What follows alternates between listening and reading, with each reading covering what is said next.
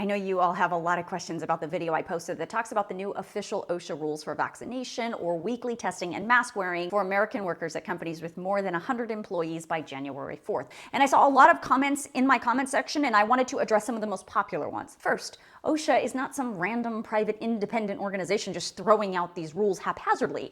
OSHA is the Occupational Safety and Health Administration. It is part of the United States Department of Labor. It's a division created by Congress when they passed a law back in 1970 to ensure safe and healthful working conditions for workers by setting and enforcing standards and by providing training, outreach, education, and assistance. So OSHA is the federal government, and in this case was ordered by the president to come up with, distribute, and enforce this rule. 2, as I said in the video, lawsuits are already piling up over this, and we don't know the outcome of those just yet. States like Missouri, Florida, Louisiana, Indiana, and Texas, just to name a few, have already filed lawsuits in several different U.S. courts of appeals. Some private companies have also sued over this. Their arguments are exactly as expected. They believe the federal government is completely overreaching with all of this. 3, for some reason, lots of you are very concerned with USPS and whether or not the postal workers have to comply with this OSHA rule. The fact is, OSHA specifically calls out the United States Postal Service and says, yes, they must comply with this rule too, just like everyone else.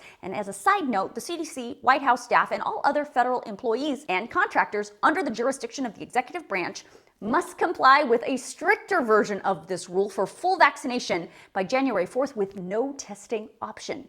Notice I said executive branch. That's because the judicial branch and the legislative branch cannot be ordered to do anything by the executive branch, because we have 3 co-equal branches of government in this country. 4, lots of you have specific questions about what counts towards 100 employees and whether your specific working conditions and environment would subject you to this rule or even exempt you from this rule. For all of that information, please go to my website. I have links to a really helpful document from OSHA called The Frequently Asked Questions. After months of back and forth, the House has now officially passed the $1.2 trillion bipartisan infrastructure bill. The final vote, 228 to 206. This bill has already passed the Senate. It did so back in August with all Democrats and independents voting yes, and 19 Republicans also voting yes. Now, this is the bill that funds all kinds of traditional infrastructure projects, which I will explain in just a second.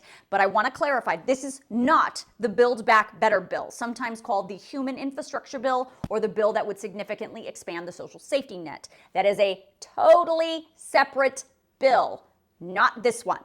So what is in this one? Again, total price tag $1.2 trillion, including $550 billion in new federal spending over the next 5 years. It funds all kinds of traditional infrastructure projects across the country, like rebuilding roads and bridges, the power grid, upgrading and installing high-speed internet broadband throughout the country, improvements to railways, cleaning up our national water pipes, improving public transit, airport infrastructure, and building electric vehicle infrastructure, like charging stations, just to name a few.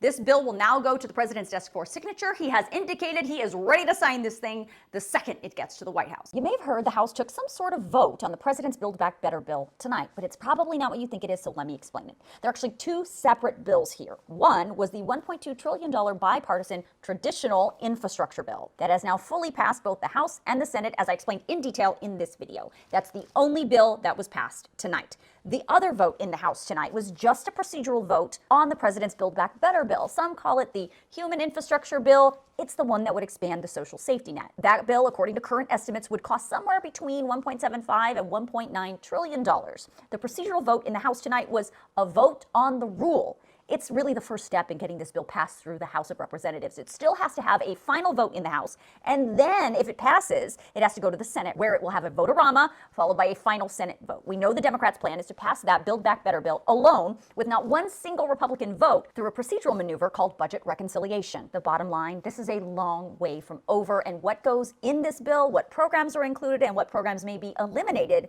are still subject to negotiation and change.